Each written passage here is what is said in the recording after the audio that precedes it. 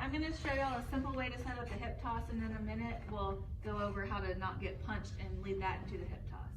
So first, I'm gonna grab his tricep and make my chicken wing. I wanna grab his arm in tight.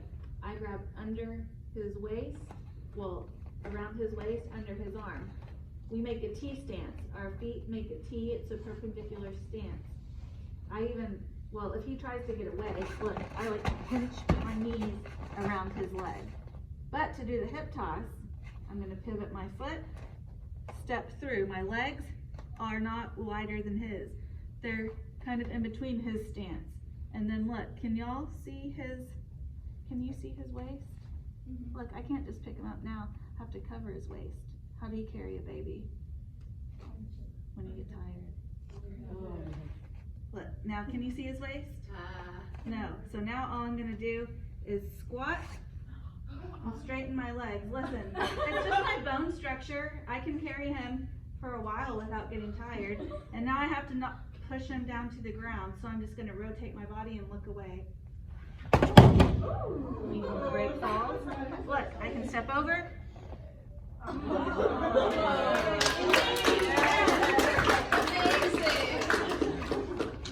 So again, grab the tricep under his arm. Step, step, cover his hip. Stick out my hip. Look, if I have my feet wide, lots of people will want to do this, but he can pull me back and I can lose my balance. So if I just have a regular, like, walking stance, jut my hip out, bend down, squat.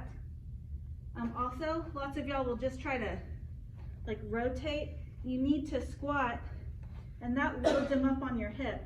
And then look, I'm just gonna look away and put them down nicely. What were you gonna say? Take care of your partners. I like practicing this technique a lot because I can be easy with my partner when I set them down, right? But if I have bad intentions, it's not that difficult to just have little regard for their health. You know. He's going to show you a variation. Yeah, there's many different ways. I could grab the hip here. I could hook under the shoulder here. I could grab their clothes like this. I could wrap over their head. This one's probably my favorite, and I think it has to do with like a height difference. If I'm taller, I have more access to their neck. If they're taller than me, I have more access to their hip, right? So it's like personal preference.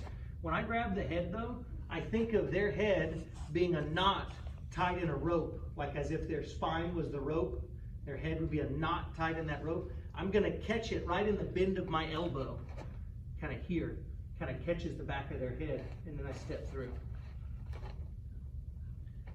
When we practice this, most efficient way to practice it, most of the time is lost getting back up. So we'll practice about 4 reps and just throw on the 5th rep, right? So I'm in this T stance, I'll just step through, hip comes across, I lift and set them down.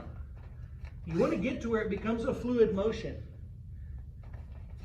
If I relax my grip here and I step around and my arms are way back behind my back, I won't have the same lift. It's kind of the same thing as picking up something heavy from like across a table. I need it in close to my mass so that my hip can load up and lift their weight. And then we'll throw on the last one.